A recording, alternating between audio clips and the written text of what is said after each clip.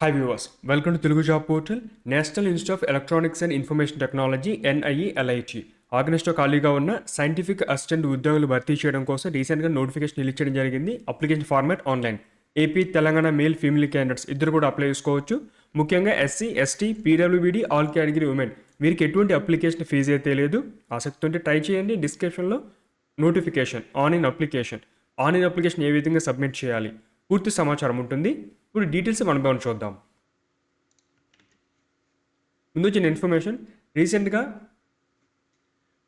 Free training course సంబంధించిన notification release అవ్వడం జరిగింది. ఒకటి బ్యాంకర్స్ ఇన్స్టిట్యూట్ హైదరాబాద్ వాళ్ళు మగ్గం works, fashion designing, computer course, tailoring నేర్పిస్తున్నారు. ఆసక్తి ఉంటే అప్లై చేసుకోండి. దాంతోపాటుగా free domestic IT help desk attendant training సమయంలో అకామిడేషన్, ఫుడ్ వాళ్ళే ప్రొవైడ్ చేస్తారు. ట్రైనింగ్ పూర్తయిన తర్వాత మీకు జాబ్ ప్లేస్మెంట్ కూడా ఉంటుంది హైదరాబాద్లో. 10th class, intermediate, degree pass అయిన వరకు ఎలిజిబిలిటీ ఉంటుంది. ఆసక్తి ఉంటే అప్లై చేసుకోండి. దాంతోపాటుగా ఐటీ తిరుపతి నుండి నోటిఫికేషన్ వచ్చింది. Apprentice training, degree, diploma, BTech అందరూ కూడా అప్లై చేసుకోవచ్చు. ఇంటర్మీడియట్ వాళ్ళు కూడా అవకాశం అయితే ఉంది. 18,000, 20,000 ఈ రేంజ్లో స్టైపెండ్ అయితే ఉంటుంది.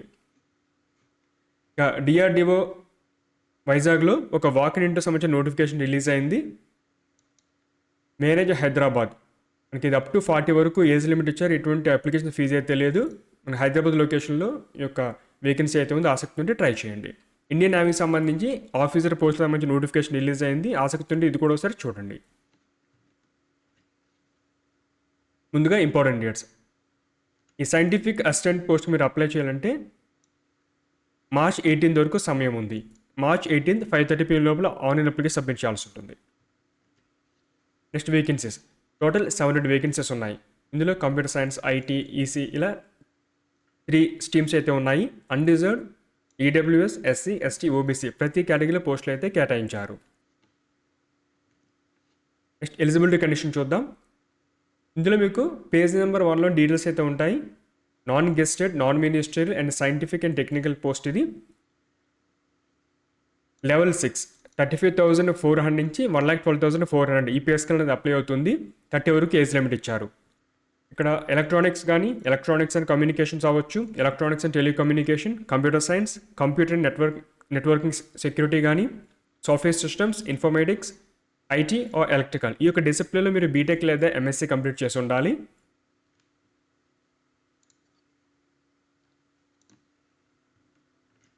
నెక్స్ట్ ఏజ్ రిలాక్సేషన్, ఆ 30 ఏజే కాకుండా ఎస్సీ, ఎస్టీకి 5 years పాటు, ఓబీసీ నాన్ క్రిమిలేయర్ అయి ఉంటే 3 years పాటు, పీడబ్ల్యూబీడీలో 10 years పాటు. ఇందులో మళ్ళీ విడివిడిగా ఎస్సీ, ఎస్టీకి, ఓబీసీ విడివిడిగా ఏజ్ రిలాక్సేషన్ ఉంది. ఒకసారి పేజ్ నెంబర్ 2లో చెక్ చేసుకోండి. పోస్టింగ్ ఎక్కడ ఉంటుంది, ఆల్ ఇండియాలో ఎక్కడైనా సరే పోస్టింగ్ వచ్చే ఛాన్స్ ఉంది. నెక్స్ట్ ఎగ్జామ్ సెంటర్, తెలుగు రాష్ట్రాలకి హైదరాబాద్ సెంటర్ అయితే ఉంది. కొంచెం ఏపీ, తెలంగాణ దగ్గర అంటే ఒకటి చెన్నై, ఒకటి బెంగళూరు ఉన్నాయి. మిగతా అన్ని కూడా నార్త్ సంబంధించిన స్టేట్స్ ఇచ్చారు. ఎగ్జామినేషన్ ప్యాటర్న్ ఏ విధంగా ఉంటుంది, ఆబ్జెక్టివ్ టైప్ ఓఎంఆర్ బేస్డ్ ఈ యొక్క ఎగ్జామ్ అయితే ఉంటుంది. టెక్నికల్ సబ్జెక్ట్ ఉంటుంది, ప్లస్ జనరిక్ ఏరియా అంటే జనరల్ కాంపిటేటివ్ సిలబస్ ఏమైతే ఉంటుందో, రీజనింగ్, యాప్ట్యూడ్, జనరల్ అవేర్నెస్ ఏమైతే ఉంటాయో అవి కలిపి ఉంటుందన్నమాట. సో టోటల్గా 120 క్వశ్చన్స్ ఉంటాయి. 65% క్వశ్చన్స్ వచ్చి వాళ్ళ యొక్క టెక్నికల్ ఏంటి, వాళ్ళు ఏమైతే సబ్జెక్ట్ చదువుకున్నారో వాటి నుంచి, ఒక 35 వచ్చి జనరల్ కాంపిటేటివ్ సిలబస్ నుంచి వస్తుంది. నెక్స్ట్ కరెక్ట్ పెడితే 1 mark వస్తుంది, రాంగ్ పెడితే 0.25 marks అని కట్ చేస్తారు. నెగిటివ్ మార్కింగ్ కూడా ఉంది, ఆ విషయాన్ని గమనించండి. ఇన్ని మార్క్స్ రావాలి. జనరల్ ఈడబ్ల్యూఎస్ అయి ఉంటే మినిమం 50% మీరు స్కోర్ చేయాల్సి ఉంటుంది. ఈ కట్ ఆఫ్ మార్క్స్ ఇది రిటన్ ఎగ్జామ్ సంబంధించి. ఓబీసీ అంటే మీరు 40% మినిమం స్కోర్ చేయాలి. ఎస్సీ, ఎస్టీ, పీడబ్ల్యూబీడీ అయి ఉంటే మినిమం 30% స్కోర్ చేయాల్సి ఉంటుంది.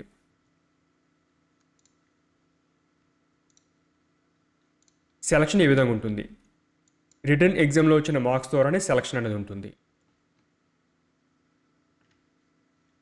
సిలబస్, ఇక్కడ ప్రతి సబ్జెక్ట్ కంప్యూటర్ సైన్స్ కానీ ఐటీ విడివిడిగా మీకు సిలబస్ అయితే ఇచ్చారు.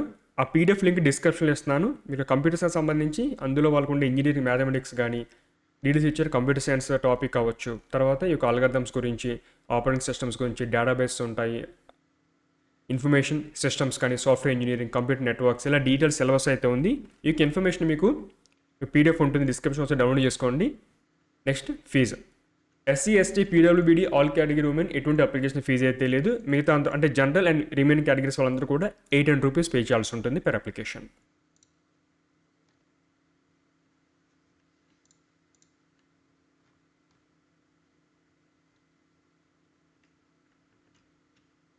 Next documents.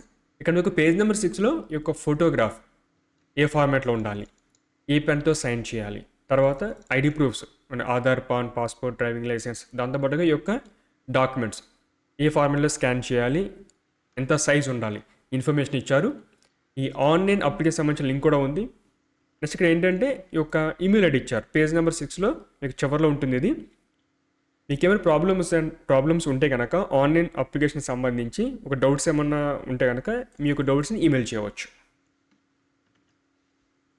తర్వాత ఇది కావాల్సిన డాక్యుమెంట్స్ ఇన్ఫర్మేషన్, వాటి యొక్క సైజెస్, ఏ విధంగా అప్లై చేయాలి, పేజ్ నెంబర్ ఫస్ట్ ఇన్ఫర్మేషన్ అయితే ఉంటుంది. టోటల్ 28 పేజ్ ఉండే ఒక పీడిఎఫ్ డాక్యుమెంట్ ఇది. మీరు డీటెయిల్గా చదువుకోండి. ఒక అప్లికేషన్ ప్రాసెస్ ఎలా ఉండాలి, వాటి యొక్క సైజెస్, ఫోటో, సిగ్నేచర్ ఎలా ఉండాలి, తర్వాత డాక్యుమెంట్స్ ఏ సైజులో ఉండాలి, వాటి యొక్క లిస్ట్, ఆన్లైన్ అప్లికేషన్ రిజిస్ట్రేషన్ ఏ విధంగా చేసుకోవాలి, తర్వాత ఫీజు పేమెంట్ డీటెయిల్స్ కానీ, ఏ విధంగా అప్లికేషన్ సబ్మిట్ చేయాలి, ఒక స్క్రీన్ షాట్ డీటెయిల్గా మీకు ఆన్లైన్ అప్లికేషన్ ఎలాగైతే ఉంటుందో అలాగే స్క్రీన్ షాట్తో పాటుగా ఇన్ఫర్మేషన్ ఇచ్చారు.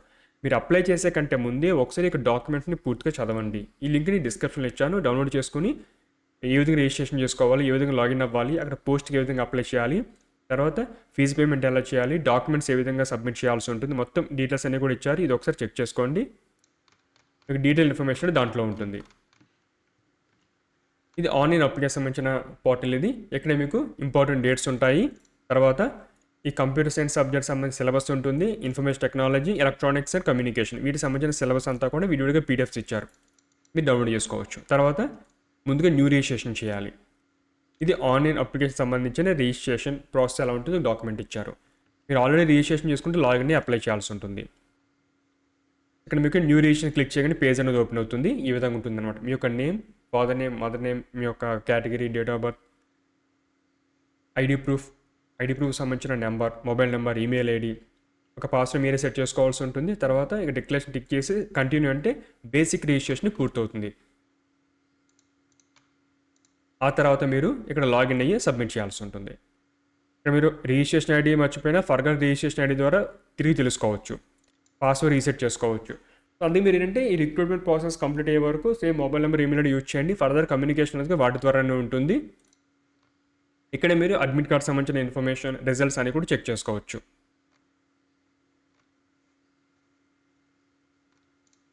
ఇది friends national institute of electronics and information technology సంబంధించిన సైంటిఫిక్ అసిస్టెంట్ నోటిఫికేషన్ డీటెయిల్స్. ఆసక్తి ఉంటే అప్లై చేయండి. మీ ఫ్రెండ్స్ కూడా ఒక ఇన్ఫర్మేషన్ షేర్ చేయండి. Thanks for watching.